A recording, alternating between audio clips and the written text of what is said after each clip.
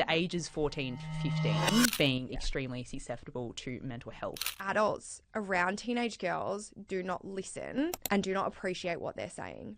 Their voice will never get listened to, and therefore if they have an issue or if they have a problem or something happens to them, no one's going to listen. That's really scary. There's not enough self-awareness because there's not enough knowledge out there for girls. Welcome to 4TG. Fiona Sanford, welcome to the 4TG podcast. Thank you so much. I'm so keen to be here.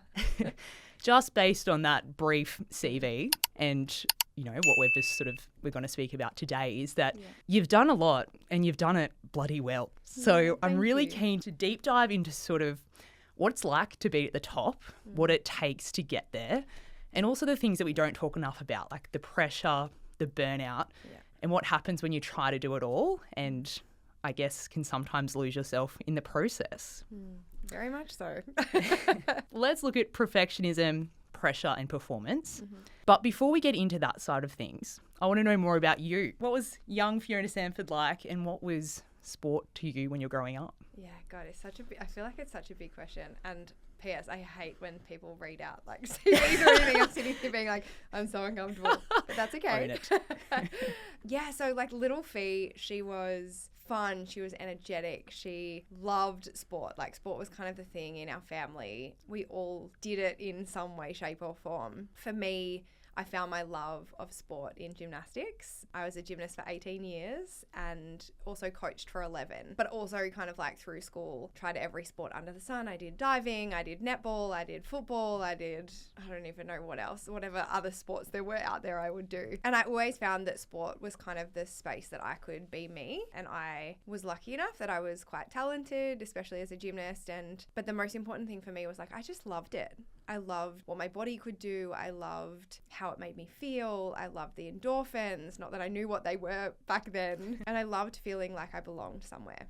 Yeah. And that for me as a gymnast was the like key piece. I found an environment where I was good at it and enjoyed it, but also felt like I could just be my full self. And I didn't really feel like that, especially through high school. Like I didn't feel like I could be my full self anywhere else. And being sort of more of an individual sport, I guess, did you still feel like you had that sense of community, or was there kind of a lot of competition and individualistic natures within the gymnastics realm? Yeah, so interesting. I was talking to my husband about this last night. I grew up and I was like, yeah, gymnastics is a team sport, blah, blah, blah. And I remember Dad was always like, yeah, it's an individual sport. And he was always footy and cricket and these kind of things. And they're team sports, but you're doing an individual sport. But for me, I felt like that, I felt that belonging. I felt like my squad, which is what we called kind of like the group that we trained with, they were like my little family. And I was really fortunate enough. Like I was the older one of the group. My nickname was Fossil because I was I think I was 19 when I got that nickname. Oh wow. Too, which as a gymnast, like people didn't at that time necessarily train that many years. And so my nickname was the Fossil, but it was kind of endearing because I was this like role model and I was this kind of like big sister to the girls in the group who some of them were like 10 years younger than me that I was training with, which was so unique to be in that space. But yeah, I think it was like I felt like I had my squad and I felt like we kind of had this beautiful little family. And for me, it was a little bit different because there weren't necessarily other teammates in the level that I was in. So I was kind of like the first one to get to the highest level that we could get to at the club. And so I kind of, when I went to competitions, we were with the team and the squad that we kind of like went with, but there was no one actually in my level at my club. Right. So you were kind of the trailblazer for the club. Yeah. And that's both exciting, but I assume that you probably felt a bit of weight on your shoulders too. Yeah. Oh, definitely. I think the more I think about it now, like I didn't think too much about it at the time. I think it's something that I look back on and I feel really proud of. And it actually kind of blows my mind that I was the first one to reach National 10 and compete at Nationals at National 10 for our club. And that was just like such an amazing experience. So I look at it actually in like I felt really privileged to be in that position. And I think the bit that I felt pressure around was being the role model for the next kind of like up and coming gymnasts. And the girls I was coaching, which were probably like, I loved the little girls. They were like 6 through to like 10. And that was so much. They were just the best. But you asked about the like competition versus like, I like to call it like competition versus collaboration. Mm-hmm. Yeah. And I find it really interesting because when I think about my career as a gymnast, there was always competition and there was always kind of like this expectation that you had to show up and you had to be the best, and in order to achieve the best, like it was all subjective, and it was all subjective as to what the judges felt on the day, whether they liked your leotard, whether they liked the club that you were coming from, whether they liked the skills that you were doing, and it was all subjective. And I think that was really hard to be like, I can put out the best that I can possibly do on the day, but perfect, I'm never going to get the perfect score. It's actually, in gymnastics, it's not possible. You can't get the perfect score anymore. And having everything subjective was really hard. And then I think you add in like being a young woman or a teenage girl and feeling like you had to be the best, and being the best meant winning. Yes.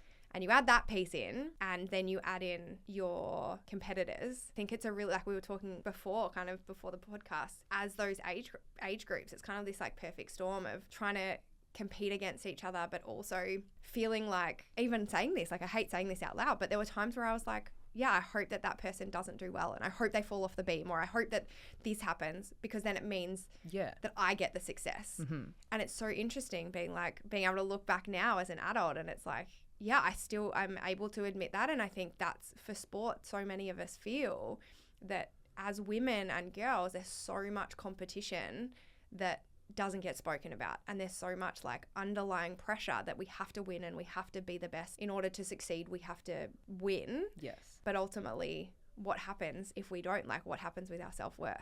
And I think that was a really big journey for me. And did it get to a point in your career, because I believe you were representing the state and you went to the national championships and won? Congratulations. Yeah, our team did, yeah. That's brilliant. But did you find that perfectionism was showing up in different areas of your life? Oh, for sure. And does it still to this day? Oh, for sure. For sure. Interesting. So how do you find it showing up? What are the signs? Yeah, I feel like for me, so perfectionism, obviously as a gymnast, everything that you're doing is trying to achieve perfection, even though you know it's not possible because the score, like, it doesn't work. You can never actually achieve perfection. But for me, it shows up in everything that I do. And even now, it's like I'm still learning how to unlearn the feeling of needing to be perfect. And I think that's like working with 30,000 teenage girls. If there's one thing that they say, they feel like they need to be perfect. And I think that's something that, like, I'm still unlearning. And in the CEO role that I was just recently in, very much felt like in order to achieve and make success for the organization, I had to be pushing the dial forward and forward. And it was like this moment where it's almost like the carrot on the end of the stick. And it's like, okay, we've got this, we've achieved this, so what's the next thing? You achieved this, so what's the next thing? We've achieved this, so what's the next thing? And that's the thing for me, that it's like I never actually stop and just be like, oh, wow, look how far we've come. Absolutely. And look at what we've actually done. Yes. For me, it gets to that point where I push for perfection in everything that I do. And that means a lot of the time I try and do everything myself, or I don't allow other people to help me as much as I probably should, or there's certain things that I like being done a certain way to a certain level of certain level of quality, that when they're not done that way, I find it really hard to just be okay with that, because I have such high expectations of myself and therefore at the time of the organization. And when it wasn't hitting that, then I would just take on that load, which doesn't help.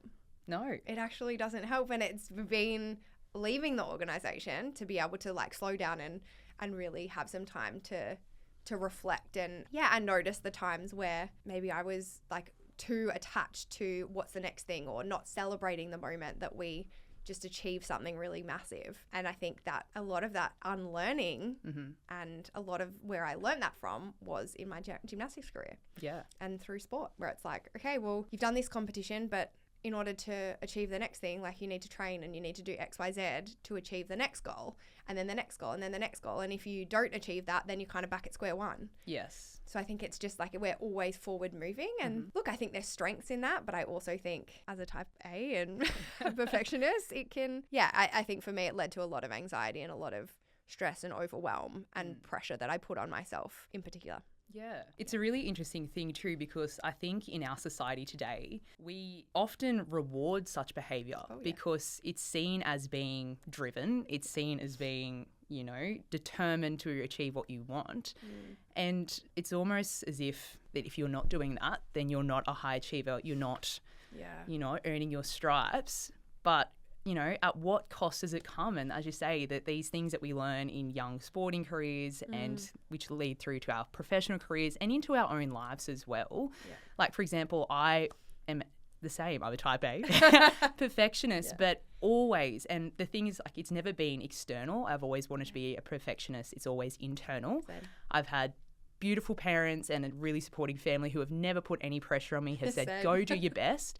And that almost makes it worse because I feel more of the need to be a perfectionist across everything, across sport, across grades, across my friends and social circles. And it's just, you set yourself such an unattainable level to achieve. And, you know, we never do sit back and reflect on the things that we have achieved. Like, if you took a moment to sit back and think, wow, I cannot believe I've achieved that, but it's always what's next.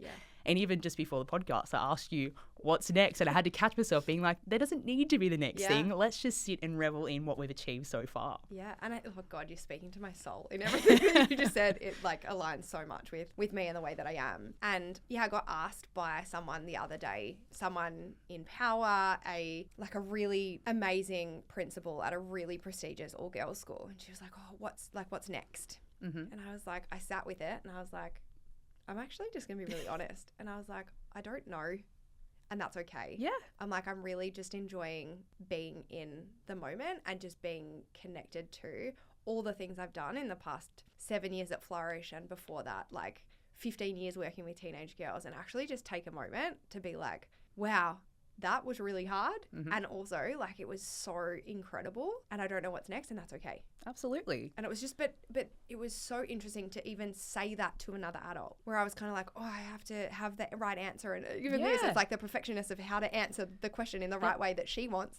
That's right. Whereas I was just kind of like, you know what? Actually, I'm just going to be honest. And I think, it's taken a while to get to that point to be able to just be like, no, I'm okay with not knowing. And I feel like I'm starting to know as I'm like getting my energy back, and stepped out of that kind of like that deep anxiety and deep overwhelm and stress and tiredness and exhaustion and burnout, that I can start to feel that spark and that light come back. And I think that's really beautiful that we can have those moments where we do those things. Yeah. And as cliche as it is to say that success is not the destination, it's ongoing, it's not linear, and we need to find success not just through achievements. And again, this comes back to society's expectations that we should be rewarding the action to get there, or just doing the little things instead of putting so much, I guess, reward on winning the medal or getting to the next level, or even relating this back to young sporting girls, they've made a representative team.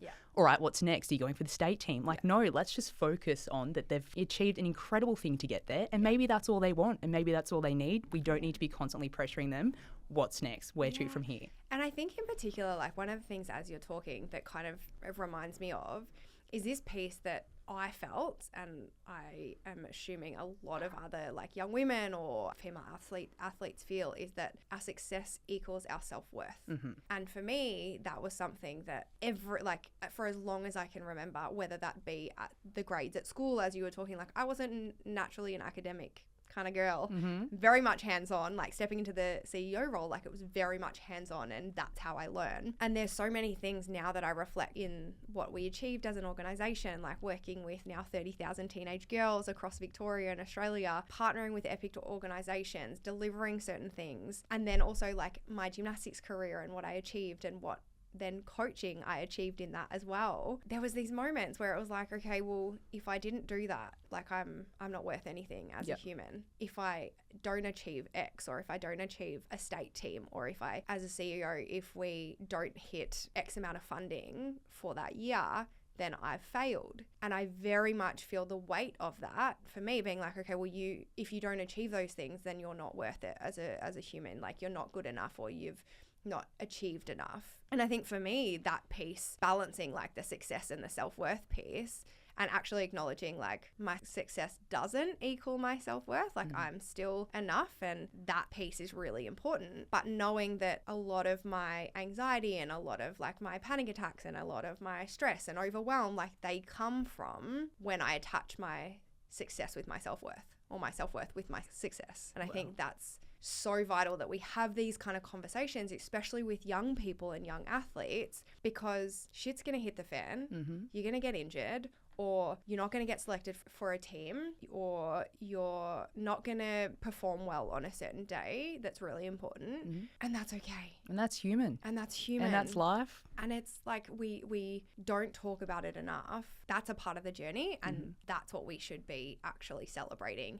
Yeah, I didn't perform my best, and actually that's okay. Absolutely. Yeah. Because someone else did and they had a win. Yeah. Yeah. So it's all cyclical in that regard. Yeah. And I think from a sporting perspective as well, is that this perfectionism shows up in also people pleasing and, you know, like in terms of you play through injury, you say yes to everything your coach says at the expense of your own well-being. Yeah. And thinking that you can do it all gets extremely overwhelming, and then it does lead to burnout, as you mentioned. Yeah. So I'm keen to tap into where were times where you have burnt out and what did that feel like, and then what are signs that young girls or females can look for to hopefully prevent it from happening to them. Yeah, I think burnout's such an interesting one, and I think going back to like my time as a gymnast, I've got kind of a couple of examples, but going back to my time as a gymnast, it was less about burnout, but it was more about that pushing through and knowing that there were times I should have said that I'm hurting to my coach. There's examples that I have in my head of like, I did a skill on floor and landed funny and my back really hurt. And I was like, oh, this is weird. But I didn't feel like I could actually share with my coach, because it was also like always the comment of, oh, well, if like you'll be fine, kind of like just keep going. So I did. I kept going that day, drove home, and I was stuck in my car because I couldn't get out of my car because my back was hurting so much. And ended up getting tests, and the results were that I had a disc bulge. Wow. From that moment. But I kept training for the rest of training because I was so scared of being like, no, I actually can't move. Like, this is really hurting. And the same happened when I injured my ankle, which was actually my last year as a gymnast. I wasn't necessarily going to be my last year as a gymnast, but I was competing, and I was competing to qualify for nationals. And on floor, I did this like tumble and landed, and something felt super off in my foot. And I was like, I don't know what the hell just happened, but this is not okay. And then I tried to like keep going in my floor routine. And for anyone who knows like artistic gymnastics, there's like music play, like you have your own music, and there's kind of like certain things that you have to do in your routine to hit the requirements of that, and then you get scored on it. And as I was going through, I was literally like, this is not okay. But I didn't stop. I just kept going because all I could think about was I have to finish because I have to post a score because I have to make nationals. And I remember being in the corner before my last tumble line, and I was literally bent over, like fully bent over. My coach was right here, and I was looking at her being like, what the hell do I do? Like, I'm in so much pain. And I just kept going, and I just kept going and going and going. And then my routine finished, and I literally crawled off the floor. Then like everyone came over and was like, what is going on? And then I saw the physio that was there on the day, and she's like, oh, it's just shin splints. And I was like, I've had shin splints for years, and this is not shin splints. Like, there is something flicking in my ankle. This is not okay. But then I was like, okay, but I have 2 more apparatus that I have to do before I finish in order to qualify for nationals. And then someone came up to me, she was like the exec or whatever, the technical member, and was like, I'm pulling you out of the competition. You're not allowed to compete anymore. You know how devastating that is for someone who has worked 18 years to be told in the last competition of qualifying for nationals that there's 2 routines that I won't be able to compete. And I was like, there is no way I could have competed them. But I was adamant that I was going to. And I just kept saying to her, like, no, you're taking me out of, like, then I won't be in the running, blah, blah, blah, blah, blah. And I was shattered. And for the next couple of weeks, I kept getting tests and everything. And everyone was like, it's nothing, like, it's fine. And I was like, there is something moving in my foot. And it wasn't until I ended up making nationals. I was the reserve for the team, but got to compete as an individual, competed at nationals. I think it was a week after nationals, I went to a sports doc and I got my ankle to flick. And he was like, as soon as he saw it, he's like, you need surgery.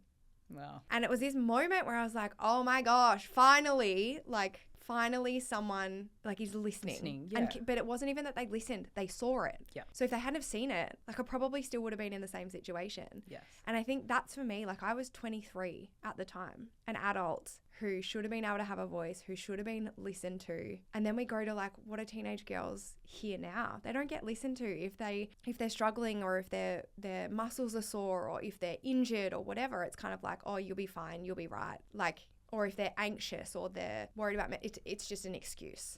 Like they're just complaining. And I just like, there's something about it that really irks me, that adults around teenage girls do not listen and do not appreciate what they're saying. No. And I think that piece is so scary if we don't, because that's when we know all of the things that can happen where teenage girls don't get listened to or respected, or really provided the space where they can have a voice and they can be listened to, and therefore they can take action. But it also teaches the young girls that their voice will never get listened to, and therefore if they have an issue, or if they have a problem, or if something happens to them, no one's going to listen. No. And I think that's really scary. And I know, sorry, I'm going like semi on a tangent, but I think that piece around the voice is a huge part that to me links to the burnout. Yes. It links to burnout. For me, it was like an injury, but then when I go into burnout, I've just experienced, and also like probably still am experiencing, a lot of it was like I diminished what I was experiencing and what I was feeling, because I was like, oh, you just got to keep going. You just got to keep pushing through. Like, you'll be fine. You'll get over it. Kind of like just pushing all of that to the side. Mm-hmm. And it was like, I was anxious every day. There'd be times where I'd be having a conversation and my mind would literally just go like blank. Yes. And I'd just like almost like pass out. It was just like, I got so overwhelmed that everything would just like, my brain would just short circuit. Mm-hmm. Like I genuinely, if there's a way of explaining it, that's how I would explain it. Yep. It's like my brain's just like, sorry, we're switching off right now. And this like deep level of tiredness and exhaustion. And I think for me, all of those things were like, I wasn't able to actually stop and be like, wow, this isn't okay. Mm-hmm. Because for so many years, I'd been like, okay, but you're still capable of pushing through that. Like, you just have to push through. You just have to push through. It's not as bad as X. It's not as bad as this person. And I think that level of like waking up and going to bed with anxiety, like that's not normal. And I think that piece in particular, I hope that young girls know that, and if they're listening, like if you're feeling that, like that's not okay. And there's something else going on, and that's okay to go and talk to someone about, whether that be a family member or a psychologist. I went and saw a psych, or like different people to get support. But I think, having that level of like anxiety every single day and just a deep level of exhaustion, I think they're the two things for me with burnout that really shone, not in a good way. And I think in particular, like if we can highlight, be aware of those things, but actually be aware of how can we help young girls as athletes, or just young girls in general, start to be so much more aware of how they're feeling and before it gets bad. Yes. And be like, okay, how can we start to check in with ourselves and be like, how am I feeling emotionally? How am I feeling physically? How am I feeling mentally? And start to have these kind of conversations or tools, or whether it be a journal or whether it be a check-in with a friend or whatever it might be, but have these things where we can actually, start to have some level of self-awareness, so that then if things start to progress and get worse, we know, one, who we can go and see about it, or two, like what are the things that I have control over that I can start to implement in my life to make it better. Absolutely. And I think what you said there has hit the nail on the head. It's a self-awareness piece, because even just listening to the language that you're using, saying I have to, I must, that's the language that we tell ourselves. And when we're with our thoughts, imagine the damage that that's doing internally on a subconscious level, constantly with that sort of language. But I think the issue here is that there's not enough self-awareness because there's not enough knowledge out there for girls on what you can actually do and what it looks like to be burnt out. Because in society, again, it's almost like a badge of honor that I'm burnt out because I've done more training than the next person next to me. I've, you know, I'm honed into my nutrition. I've done this and that, because you're constantly told, do more, and you'll be the best. And sometimes less is more. And especially at the age around, you know, your 14, 15-year-olds, where you've got school, you're finding who you are, you're trying to start contemplating what you're going to do with your future, you've got sport on top of that. It's just complete overwhelm. And that is where burnout obviously starts and perpetuates throughout. So with your work with the Flourish Journey and obviously trying to empower young women, give them the self-awareness, give them the tools, the emotional intelligence piece, what are some things that they can implement to try and knock this on the head and don't let it carry through to adult life? I think one of the things that you were just talking about as you were going through reminded me of something my dad always used to say. And he was like, you come first, family comes second, sport and school come after that. And I think it's so backwards the way that we as society actually think about what should come first. It's kind of like work and sport or school and sport or whatever it is. And then it's like, okay, then I have to serve family or my community or my friends. Then I serve myself. And I think that's something where it's like, how do we flip it? Where it's actually like, you come first. And I know it's like the old analogy where it's like, you have to put your mask on first before you can help other people. And I think that's so true, but we don't do that in society. And teenage girls don't do that either. So I think that would be the first thing, be like, okay, what do you need to do for yourself to actually look after yourself? And that can be something really, really small. It could be like, I'm going to do one thing every single day to look after me first. And it's like we start to build up this like, this level of like self-love and this level of self-awareness and this level of kind of like, I'm actually looking after myself before going out and supporting other people. And I think the ways that we can do that, one of the things I love to do with teenage girls and have always loved to do it, they actually know what works for them because everyone is so different. One of the things I've done in so many workshops is literally like, what do you need to do to support yourself? And we just come up with this biggest brainstorm. And some of the girls are like, and I love it, it's just so different. Some of the girls are like, oh, like I journal or I go for a run or I go for a walk or I spend time with my dog and then there's others that are like, I go read a book, like I listen to music, or I go and do like an art class, or like it's just so different. But I think it's the most important thing for me is that teenage girls actually know that whatever works for them is the most important thing. That yes, we can journal and there's like so many benefits of getting the thoughts out of your head. Like that is one thing I did. Like I woke up early this morning and I journaled what are my thoughts for this podcast, but also just like what are the other things that I'm going to brain dump.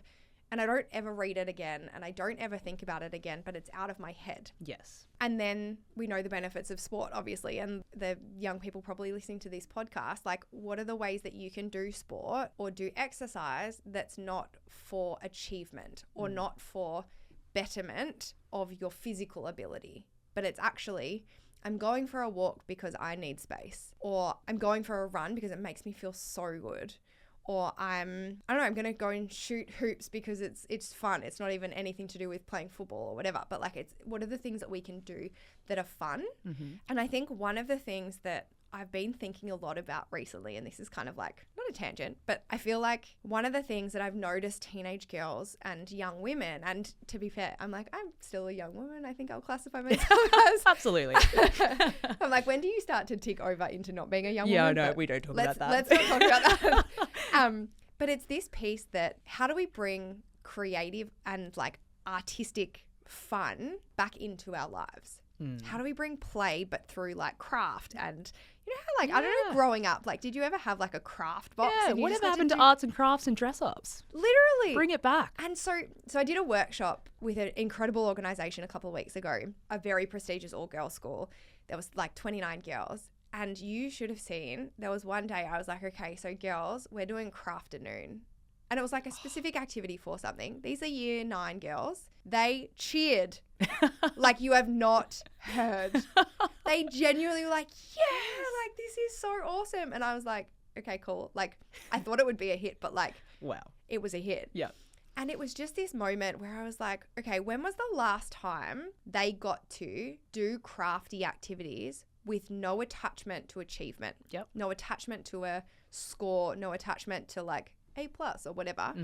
And they just got to play. Yep. I can't think of the last time I've done it. Yeah, exactly. Yeah. Probably when they were like, I don't know, my nieces and nephews do it and they're like 7. And I just like, how can we bring it back in? I've started doing like vision boards and like these kind of things. And I've got like a pottery thing that I want to try and do. Haven't done that yet, but I want to. But I think how can we encourage teenage girls to be like outside of sport and outside of like mental health, what are the other things that you actually just love to do? And it's got nothing to do with how good it looks. It could literally be the most ugliest thing ever, but you had the best time doing it. Yeah. And I think that's something that is so underestimated. Absolutely. Because we don't do it enough. No.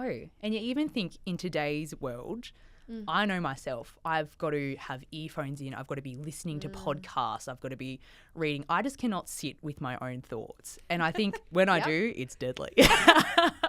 But I just think sometimes we need to have the space and the silence to sit with our own thoughts, to process everything that's going on in our lives. Yeah. Like, for example, when you're saying, you're telling young girls now to journal and meditate, I didn't know what half of those things were when I was a girl, and I wish I did, because I do these now, and I think about myself. I'm generally an easygoing person. I can take a lot and just water off duck's back, and then say every 3 years it will just take the most minor thing and explosion. I'll be in tears. I'll be bringing up something you did 3 years and 2 months ago. And it's just not healthy. But if I had the self-awareness, number one, but the tools to journal and to actually process it and understand myself better and how I deal with things, I would have been far better off. And it's ironic that I would never put that on anyone or show that to anyone.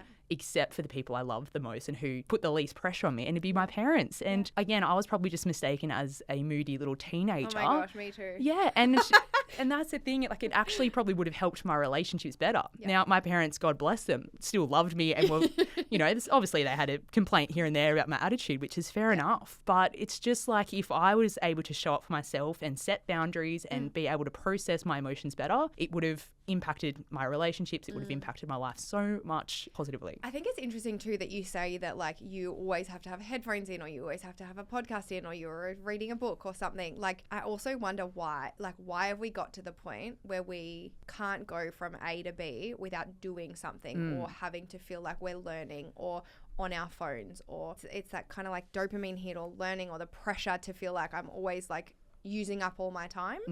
One of the things that I always do if I'm coming to something like this, when I'm in the car, I don't listen to anything, or I listen to like classical piano music, and it's like non-lyrical. It's just like super calming, super chill.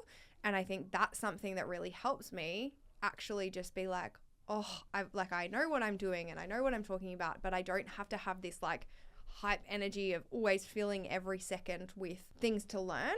Because I think there's times in my life where I want to do that and feel like I have the capacity and the energy to actually be like, yeah, I'm ready to take on new information. But there's sometimes at the moment where I'm like, I'm still kind of like coming out of this burnout where I can't actually take in anything new. So one of the things I do is like, I read like nonfiction and I love it. And I read like romance and it's like the most cheesy romance novels ever. But there's this moment where it's like, it actually isn't about learning. It's just about slowing my mind and slowing my body down to actually reset. And I think if we can encourage young people to do that, whether it's reading or whether it's, I don't know, just like something off screens where we can detach from all of the things that are happening in society and all of the crazy expectations and pressures that we feel, and actually just spend time by ourselves. And that's why I say off screens, because I'm like, even when like I'm watching DCC, Dallas Cheerleader, that thing at the moment, season 2, very interesting. I have many, many thoughts about it, but I can't stop watching it. But again, it's like this input from outside. And it's like, okay, well, how do I not have input from outside, and I can just create this world inside my head that's not like learning or growing or pushing myself forwards. And I think we need to encourage young people to do that. And how do we get them disconnected? And sport is such an amazing and massive tool, but there's so many other ways that they can do that too.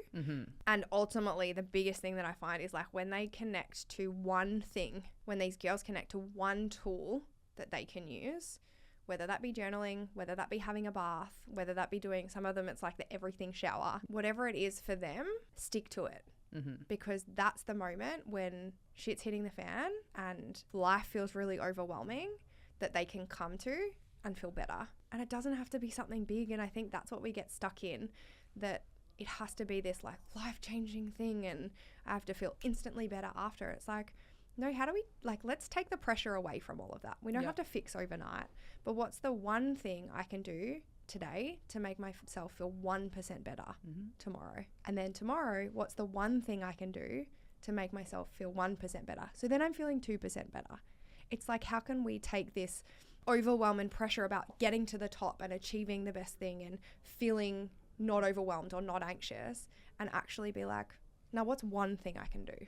And I think that's really tangible for young people, but to be fair, all of us, Yes. to actually come back to, rather than feeling overwhelmed by all the things that we can't change. Yeah, absolutely. And again, as an overachiever, you kind of feel like I need to be doing everything to try and relax. I need to be journaling. I need to be meditating. I need to be doing breath work. I need to be doing this. When at the end of the day, Speaking to myself. yeah, probably is just that one thing. one And it's thing? different for everyone. As you say, there's no cookie cutter approach to mindfulness and to being anchored into yourself. Yeah. It's you and what you know best. And you don't need to do what the influencers are doing. You need to do what serves you. And having that self-awareness to be like, I tried journaling.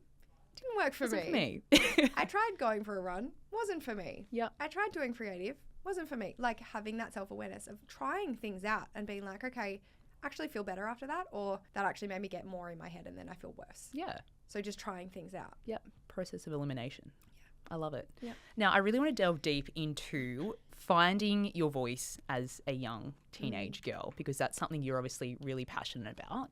And we were talking earlier about the ages 14 to 15 being extremely susceptible to mental health, and that's sort of when it's heightens. Do you want to talk more to that stat first, and then the importance of having a voice as a young teenage girl, but not only for them having a voice, but for the rest of society to listen? That's my piece, right? Everyone else just listening. Yeah, so working with Flourish over the last 7 years, we've really seen a shift in mental health and emotional intelligence, but also this struggle that teenage girls are going through. And teenage girls, like, we've always gone through struggles, especially at that 14, 15, kind of like year 9, year 10. It's kind of like this perfect storm of hormonal changes, society's expectations, parent expectations, like success driven, and like the academic system actually not supporting a lot of the way young people learn, all genders, but like young girls as well. And it's kind of this like perfect storm. And then these girls trying to feel like ultimately all they want in that period is to belong somewhere. And trying to belong in society right now as a teenager, with social media, with all the other things, like, I am very glad I'm not in high school right now. Like, it's hard. Yeah. It's really hard.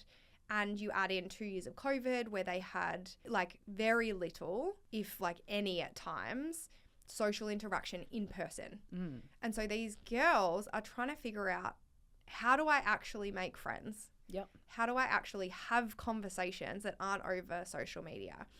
And it's not a bad thing that they're over social media. Like, that's awesome that they use it. A lot of them, and it's so interesting, this social media ban for teenage girls, because it's like, for some of them, that is the way that they belong. And that is the way that they feel like they communicate and connect with the people in their lives, whether it's at school or also kind of like expanding their thinking and expanding the connections that they have. But yeah, these girls, like, it's this perfect storm, right? Where there's pressure on their bodies and the way that they look, and there's comments that they're starting to realize that they've experienced kind of like all the way along through their life. And it's not sitting well. And then you add in, the academic pressure, you add in kind of like what's going on in the global world with the like wars that are happening, global warming, the patriarchy, like all of these different things that the girls are starting to understand to an extent, but not fully understand why it's happening. They're like, it feels wrong, but they don't understand why it feels wrong, or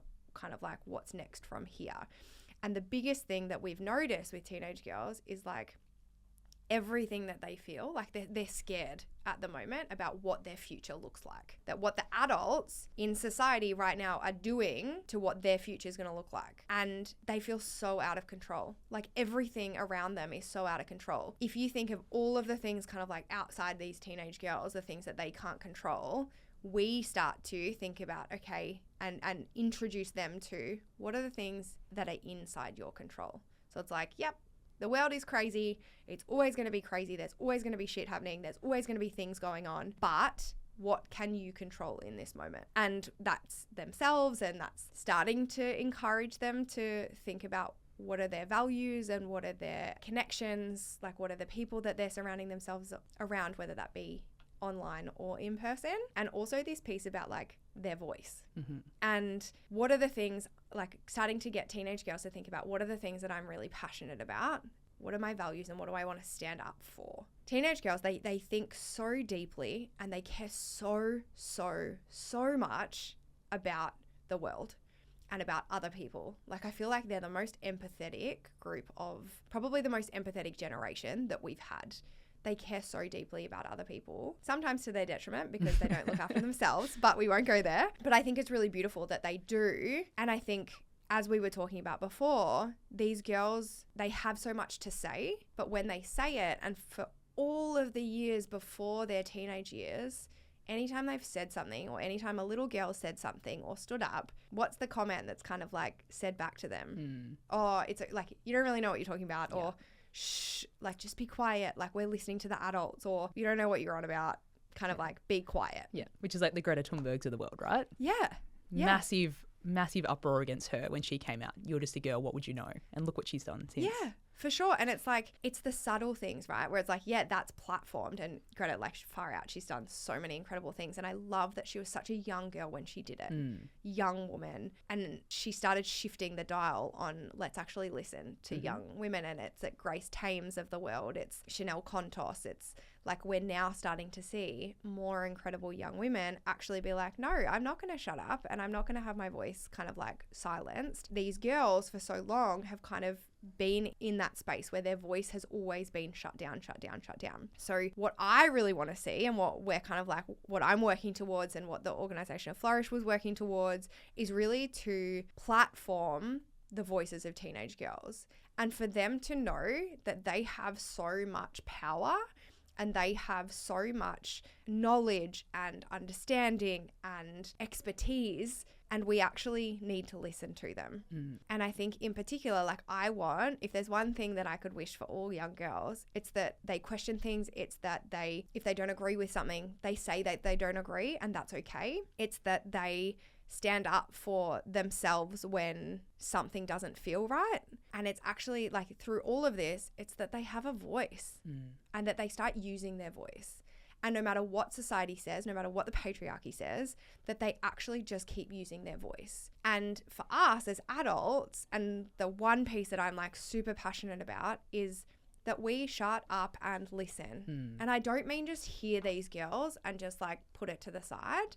It's like we actually stop, listen, and process what they're saying, because they have so much to say, and they do around gender equality, and they do with like women and girls in sport. They have so much to add, but for so long in society, we've just not listened to their voices. So it's no wonder that their voices haven't been heard or aren't being listened to, even at the moment. Yeah, exactly. Like, we have to think about it. These young women are our future leaders. Yeah. They know the world probably differently to we do, but how they know the world will be their world. They need a seat at the table. And using your voice, it's a skill. And the more that they do it, the better they'll get, the more resilient that they'll get with. Sure, if you're going to say something, it might come with a bit of flack, but that's just life. And you have to push through that. Yeah, and I think this is where sport comes into it, right? Where it's like, we can create environments where these young girls, if they stay in sport, and I know we were talking about the dropout rate when they hit 15 is like 50% compared to boys. But on the flip side of that, if they stay in sport, there's a statistic that's 94% of women in executive leadership positions played sport in their life. 94%. That's insane, isn't it? It is. Like, it's ridiculous, and also it doesn't surprise me. Not one bit. Absolutely not. Which I think is so, like, all of the CEOs or all of the exec kind of women that I see, like, you see what they've learnt through sport. And so for me, it's like, okay, well, if that's where we want girls to be, if we want them to be in power, and I say power, like power in quotation marks, because it's not just about being in power, but if we want them to be leading the charge, and I believe that they are the power of the next generation and we need to listen to them more, but providing sport as the platform where they feel safe enough and heard enough and seen enough to actually start to practice these things And I see it in my footy club, like my local footy club. Yeah. I'm like, I don't know my footy skills, all of that, like, and the plays and all of those kind of things. But the one thing that I do know I can help with is the voice. Yes. It's like I encourage people, I like yell on the field and I like instruct on the field and these kind of things. It's like all of that is practicing using my voice and feeling like I belong in a club that I might not be like I'm definitely not the best. Definitely. But it's practicing those things where we actually help girls to do that. And I think in particular, like one of the things I love and I've done over the years is run leadership programs for young athletes. And when asking clubs to select the athletes, I was always like, these are the leaders of the club. They're not necessarily the best athletes. No, that's right. And I think we can as a society overestimate the achievements of some individuals rather than and align that with leadership. Whereas they're two completely different things. Yes. So I think, one of the things that I really want to see is like, how can we provide more opportunities for those girls to learn and grow for a longer period of time to then have the confidence to step into exec leadership opportunities if they want to. They don't have to, but if they've got the confidence, if that's what they want to do. Yes.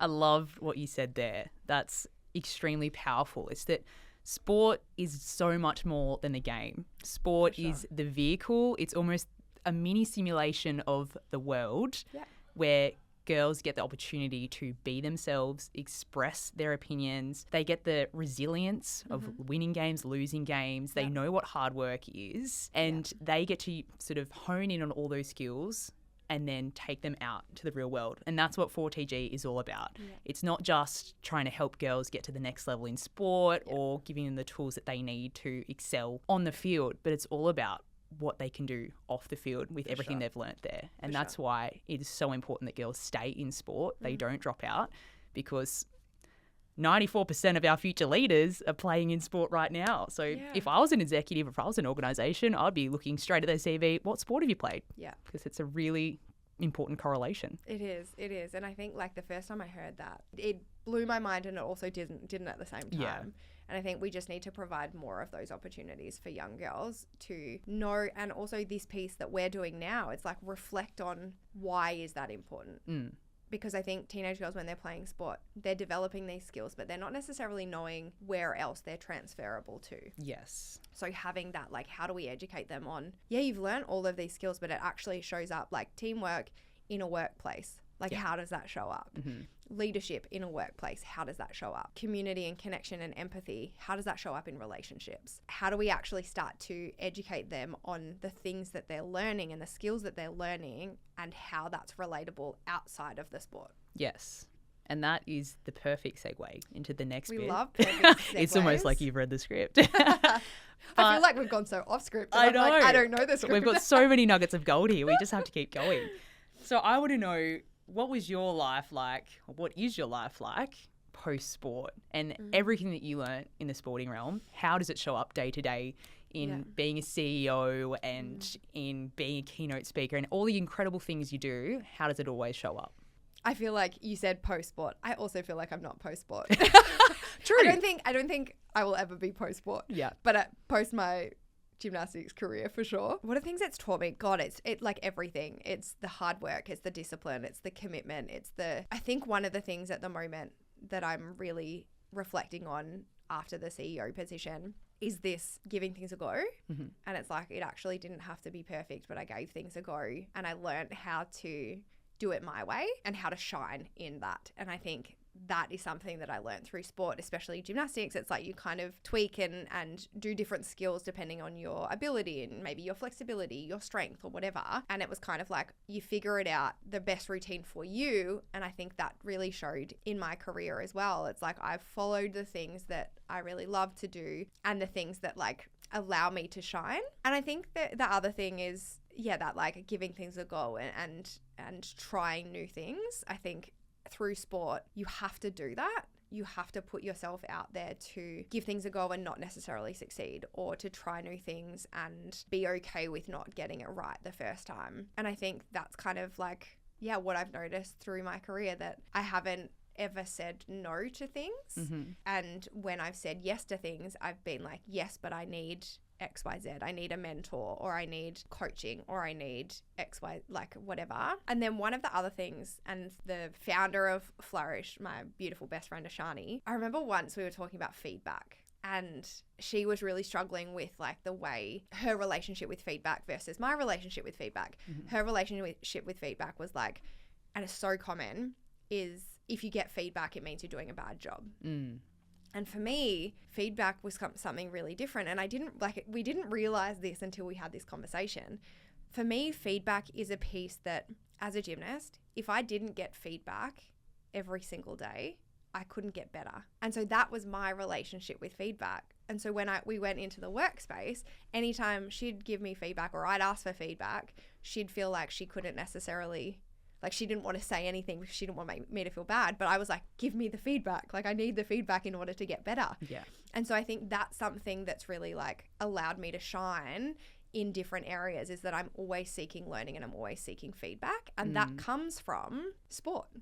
I'm always like, even in my footy team now, like playing resis, playing seniors this week, which is exciting, but always being like, okay, what do I need to do better? Or like asking the senior players, what did you notice? Or like the coaches or whatever, in order to learn and in order to grow, not to be the best, but just to improve myself. And I think that's something that I'm really proud of, and have noticed that how much of that's kind of like come through sport into the rest of my life. Yeah. And I found a quote on Fiercely You's website, which absolutely struck a chord. And I think I'd like to wrap things up with it. Yeah. And it says, you don't need to be perfect to be powerful. You don't need to have it all figured out to be worthy. You just need to show up raw, real, messy, human. Yeah. Wow. Yeah. Put that on a t-shirt. Maybe it's a bit too long for a t-shirt. You might need a long sleeve shirt. The last piece, the messy piece, the raw, the vulnerable, the messy, it's not being perfect. It's just like, we're humans and we need to be okay with actually showing our authentic selves and actually showing up and being messy and being like, I ain't going to get this perfect, but that's okay. I'm still giving it a go.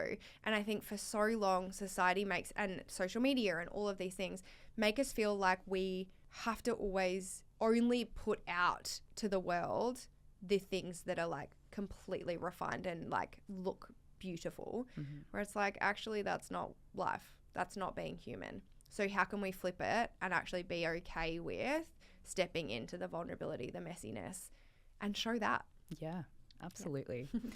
So now we're going to go into our rapid signature segment. Yes. Fire. Okay. So knowing what you know now, what would you tell your 16-year-old self?